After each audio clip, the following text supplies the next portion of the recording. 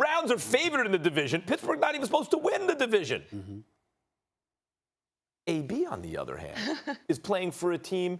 What do you think of Louis Riddick in terms of his ability to predict stuff in the NFL? You know, Louis Riddick is all right. See, you don't know. Louis Riddick and I have a history on my radio show, and there have been times when, dare I say, the great Louis Riddick has been a bit wrong. Everyone's wrong. Of course. Everyone's wrong at times. You just asked me. But he gets it right more than most. Of course. I think the Raiders are finishing dead last in the division. Mm-hmm. Louis Riddick thinks they might make the playoffs.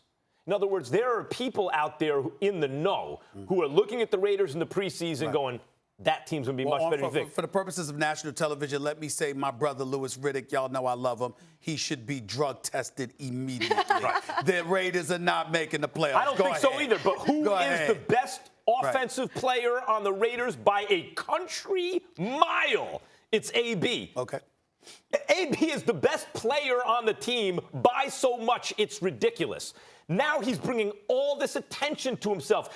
His ex doesn't think the fans are still fans. Of course they're watching. He's interesting. The Raiders are interesting. He's thinking about his ex. He is the best player on a team that everyone's watching, and Pittsburgh's not even supposed to make the playoffs this year. Mm-hmm. Who is there more pressure on? AB it was all in his direction because the pressure was on Roethlisberger and the Steelers. Mm-hmm. He made it on him. Mm-hmm. Will he live up to those expectations? AB's always going to ball if he's on the field. All right. Let me say this. That soliloquy that you just dropped down is very nice, very informative. I applaud you and your passion and your effort in giving that argument.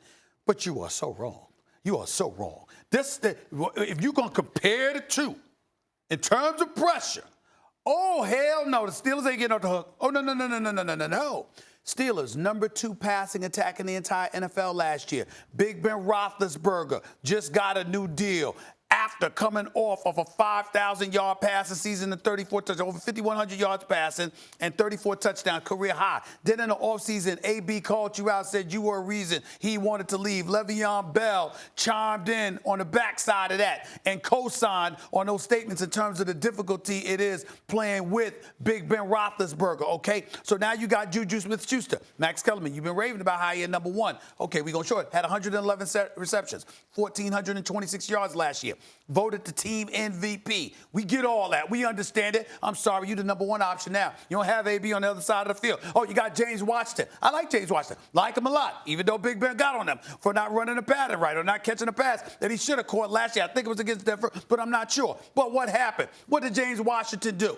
This same James Washington, who's probably going to be your number 2, Roz, Max, what did he do last year? 16 receptions, a little over 200 yards. Now you the number 2 dude. You got Vance McDonald there now. Why? Because Jesse James departs. He goes to Detroit. Excuse me, when you look all around the Pittsburgh Steelers, the dysfunctionality that raked through that franchise like a virus last year, the way the coach had to come out and talk about we want volunteers, not hostages. You see guys that produced, and now Antonio Brown feeding off of him. You don't have him there any longer. He basically called you out. Excuse me, if you are the Pittsburgh Steelers, you got to show up. And oh, by the way, you're in the same division as this juggernaut. Did you hear about this juggernaut? This team that's going to go to the Super Bowl. If you're listening to Max Kellerman, they're just so awesome. No. They're just so phenomenal. Did you hear about this team? They happen to be the Cleveland Browns, who hasn't been in the playoffs since 2002. And suddenly, oh, my God, stop the presses. They're the story of the offseason. They're the story of this upcoming NFL season. They're going to win the AFC North. Then they're going to win the AFC. And they're going to represent the AFC Conference in the Super Bowl, according to other people. So I'm looking at the Pittsburgh Steelers. You got all of this going up against you. And AB is in silver and black, chirping at every turn. Excuse me. And oh, by the way, you sat up there and said, not you, but people sat up there and said, well, the Steelers' problems really wasn't us. It was AB. Well, he's gone now. What you gonna do? That's why Steelers, I said it first. The pressure's on the Steelers. It was until AB made it about him. Steelers have moved on from him. He hasn't moved on from them. Now check this out. You are pointing to number 2 receivers with only 16 receptions. All you're saying is you're pointing out why are the expectations lower for the Steelers. That decreases pressure, not increases. If you were to say, is there more pressure on Antonio Brown or Ben Roethlisberger, my answer might change. Whoa. But we're talking about Antonio Brown or a team for which the expectations are lower.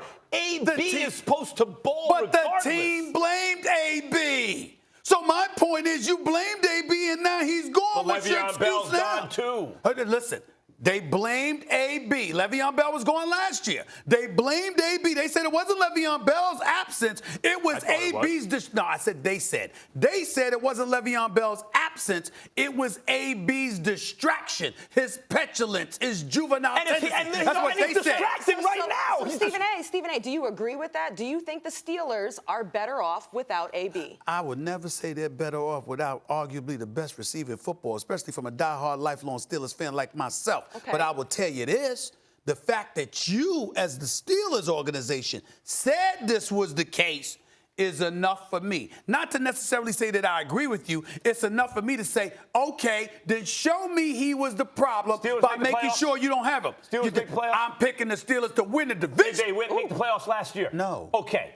So they missed the playoffs last year. Right. They say AB's a distraction. They say it was his fault. They may wind up with a similar win total and miss the playoffs again. In other words, it's the same thing with him or without him. No.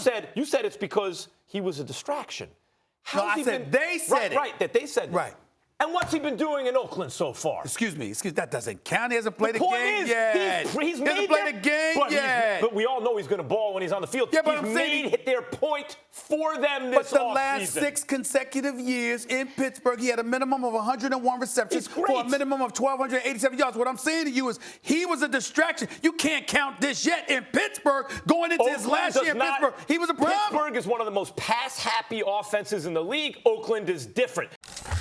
Thanks for watching ESPN on YouTube. For more sports highlights and analysis, be sure to download the ESPN app. And for live streaming sports and premium content, subscribe to ESPN+.